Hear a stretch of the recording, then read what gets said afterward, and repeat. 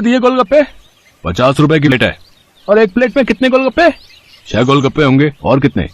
अरे बाप रे बाप, 50 के 6 गोलगप्पे, इतने महंगे? तभी सोचो तुम्हारी दुकान में भीड़ क्यों नहीं है। मुझे फालतू की भीड़ चाहिए भी नहीं। मेरे पास वही लोग गोलगप्पे खाने आते हैं जो इन्हें खाने के लायक हैं। और तुम लगता है यहाँ नए हो। दाम पूछने से पहले ऊपर लगा बोर्ड ही पढ़ लेते। दाम और नाम दोनों लिखे हैं। मेरा नाम मशहूर है और ये मेरे मशहूर गोलगप्पे हैं।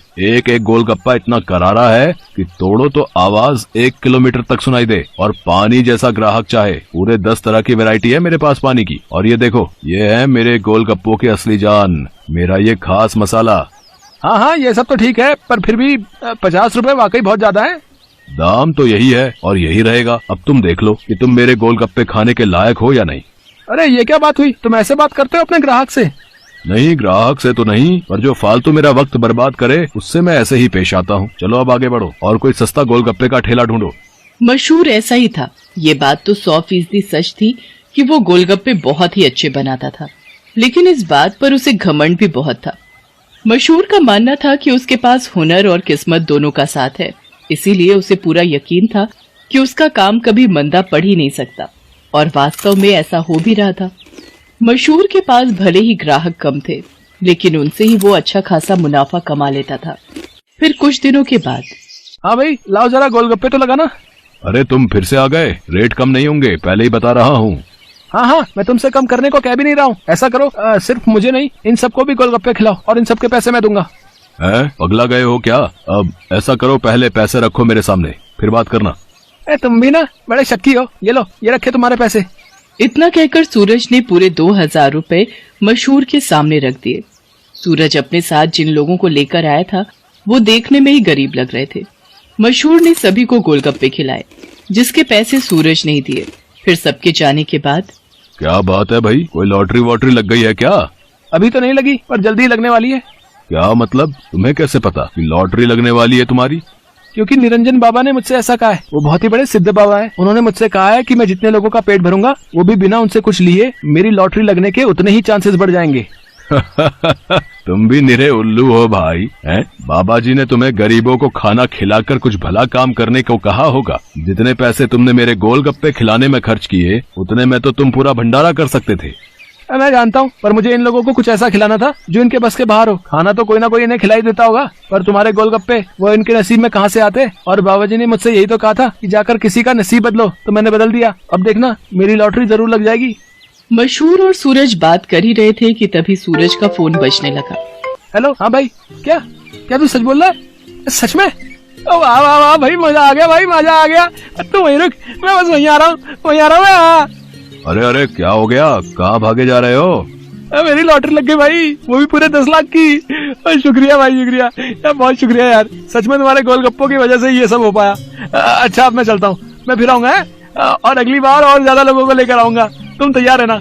इतना कहकर सूरज वहाँ से चला गया, लेकिन मशहूर को सोचने पर मजबूर कर गया। मेरे गोलगप्पे ऐसा भी कर सकते हैं, मुझे तो पता ही नहीं था। अगर मुफ्त में मेरे गोलगप्पे खिलाकर इस लड़के की किस्मत खुल सकती है, तो फिर मेरी क्यों नहीं? हाँ, अब से मैं भी लोगों के नसीब बदलूंगा। अब वो नहीं, बल्कि मैं खुद अपने गोलगप्पे लोगों को फ्री में खिलाऊंगा। अगले दिन मशहूर ने सबसे पहले अपने लिए एक लॉटरी का टिकट खरीदा और फिर उसके हाव भाव बिल्कुल ही बदल गए। साथ ही उसकी दुकान का बोर्ड भी अब गोलगप्पों की कीमत की जगह पर लिखा था बिल्कुल फ्री। मतलब वो सच में अब लोगों को मुफ्त में गोलगप्पे खिला रहा था। साहब, कभी सपने में भी नहीं सोचा था कि आपकी दुकान में खड़े होकर गोलगप्पे खा सकूंगा। भगवान आपका भला करे, आपकी खूब तरक्की हो, आप जो चाहो वो सब आपको मिले। मैं भगवान से यही प्रार्थना करूंगा। मशहूर को पहली बार किसी ने ऐसा कुछ कहा था। मशहूर को बहुत अच्छा लगा, लेकिन अब भी मशहूर के दिमाग में उसका खुद का फायदा पहले था। उस दिन अपने बनाए हुए सारे गोलगप्पे मुफ्त में खिलाने के बाद वो फौरन लॉटरी ऑफिस पहुंचा। मशहूर चंद, हाँ मुबारक हो, आपको इनाम मिला है पूरे 10,000 का। क्या सिर्फ 10,000? और पहला इनाम तो 10 लाख का था। हाँ, तो वो पहला इनाम भी तो है। आपकी किस्मत इतनी भी अच्छी नहीं है, शुक्र मनाइए कि 10,000 तो मिले। मशहूर इनाम के 10,000 लेकर अपने घर वापस आ गया। वो उदास था और नाराज भी। क्या हुआ जी, लॉटरी लगी क्या? लगी भी और नहीं भी, ये देखो 10,000 मिले हैं।